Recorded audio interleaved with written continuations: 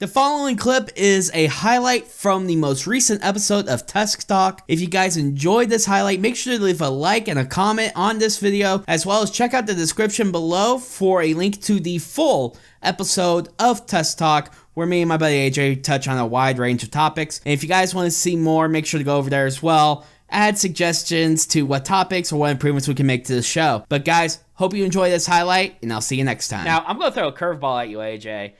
Because we have a schedule on a Discord that we're using to go through everything. And the next one's supposed to be Chicago kidnapping, but I forgot about a story that I wanted to talk about on this podcast. It involves Twitter and a person by the name of Milo Yiannopoulos. Oh, right, yes. Milo, for those of you who don't know, is a senior editor at Breitbart, and I linked the story in the Discord for you, AJ, from Politico. Yep. He is an editor for the website Breitbart, which is a conservative news outlet, and he's portrayed as someone who is part of the alt-right, which I don't agree with. I've seen his talks. I've seen how the alt-right and a lot of the racist groups, white supremacist groups, talk about him, and he's definitely not in good standing with them, let's be honest. Right. But apparently, Mr. Yiannopoulos has a book deal. And this article is from Politico. Several other articles, several other outlets have covered it. But he has signed a book deal with Simon Schuster to print his new book, Dangerous, which is supposed to come out in mid-March. And he got an advance of $250,000 for this book. And when this book came out, people got pissed, and Twitter went on a rampage.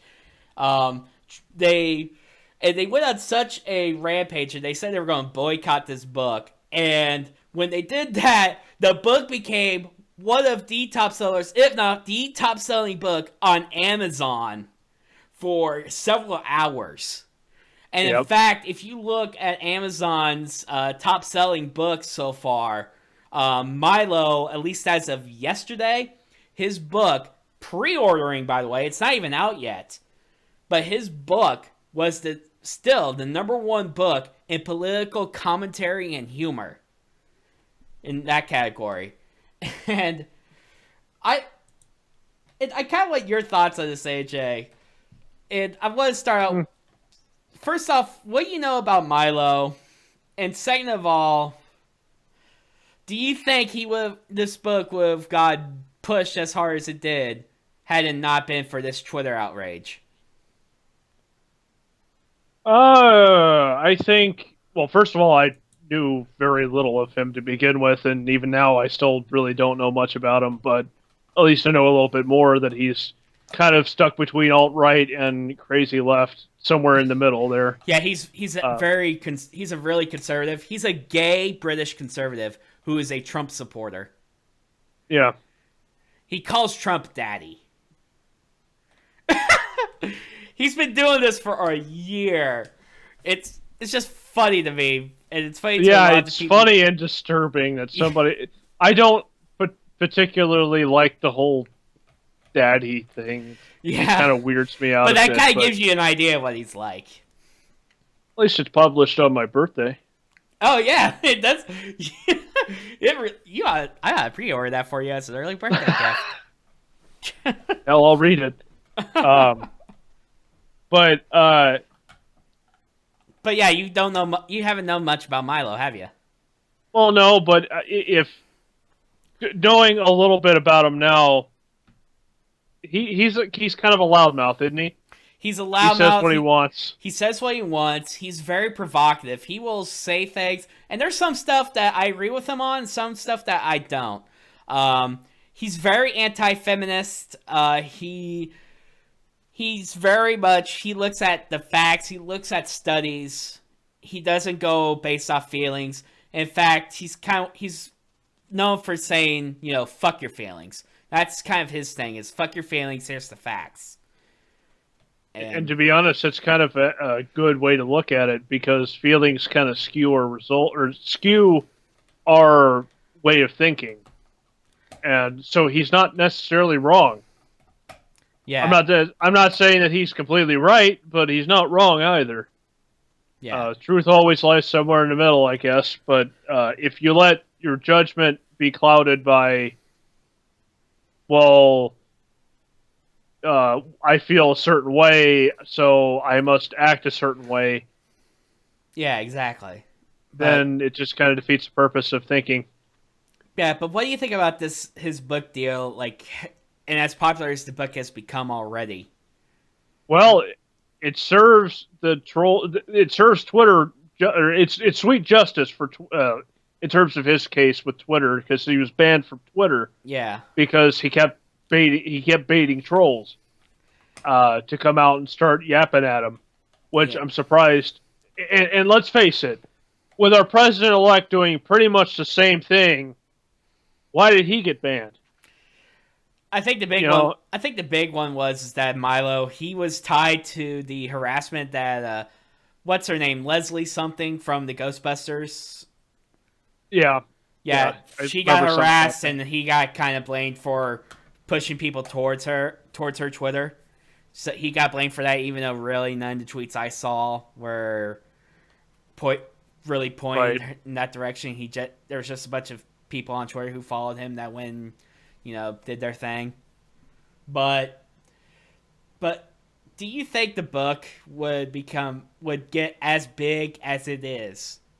Do you think there'd be as many pre-orders for this book now if there wasn't this whole boycott, the Simon and Schuster publishing, boycott Milo's book? Do you really think that this book would have as much hype behind it if this kind of boycotting did not happen?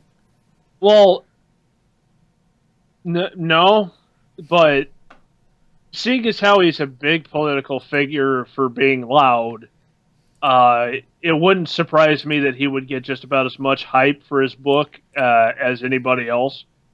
But the fact that the being banned on Twitter, that only fueled it and made him work less hard to promote his book, I think. Yeah. Because all he had to go was say, hey, look at all the people that are trying to censor me. Here's my book. Read it. Yeah. I think a lot of people, I think Milo has gotten a lot of help from one of the biggest rules on the internet, and that is don't feed the trolls. Well, there's two rules of the internet. Don't feed the trolls and the Barbra Streisand effect. Basically, if you try to hide something, it just gets found out about more. Yeah. And it becomes a big problem. Yeah, with this type of thing where you got someone who they're trying to silence him, they're trying to censor him, you cut off the tongue of somebody, their words become more important. This is a big case for that. And I honestly would not have known about his book deal if Twitter did not go on a rampage about it. And I wouldn't have known had they not gone on a rampage and you hadn't told me. Yeah, exactly. So there's a lot of people who probably didn't know about the book who would have, lived life without knowing, and then go, oh, what's going on? Why is this guy getting, so much flack? And, why is there people calling for boycotts of this publisher? And they unfortunately, they didn't push him into a corner and down. They pushed him up to the top. And he's sold a lot of books already, and the book isn't even out yet. Not to get too political, but I think the same thing happened in the presidential election, is that instead of pushing Donald Trump down, they pushed him up to become president-elect. Yeah, it all comes down to identity politics to me, because everyone is doing these politics of, oh, you shouldn't, you're being a bigot against, minorities, you're being sexist, you're being anti-LGBT, they're being you get accused of all this bigotry and all this hate, and whenever you're not being hateful or bigoted, and that in and of itself has kind of made people think twice about a lot of things. People get tired of being called bigots, and that was a big part of Donald Trump's base. They were tired of being called bigots, they were tired of being called racist, and they wouldn't vote for Trump. Similar thing with Milo. his supporters get called, they're the deplorables. They're the people that are Trump supporters. They get called bigots. They get called racist. Yep. They get called sexist. And, they get fed up with it. And being on the internet, they fight back. Yeah. Also, I'm fed up with this coffee because it's hella bitter. But, oh well, I gotta keep it. I gotta keep it up because otherwise I'll fall asleep right on cue, and that's never fun. So I haven't even finished my burrito because I feel like it's impolite. So I'm just gonna move this over here so that way I'm not looking at it.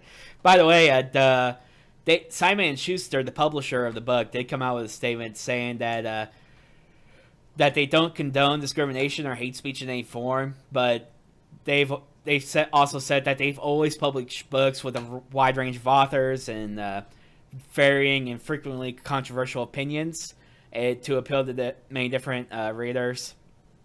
And, that's not going to stop, and this type of thing is not going to stop them from publishing the book. So, yeah. They basically said it's not our viewpoint, it's just we're publishing it. It's the author's opinion, not ours. And that's what makes them respectable, I think. They're not afraid to print something out. And that, my friends, is censorship. I don't like something. Remove it. Exactly.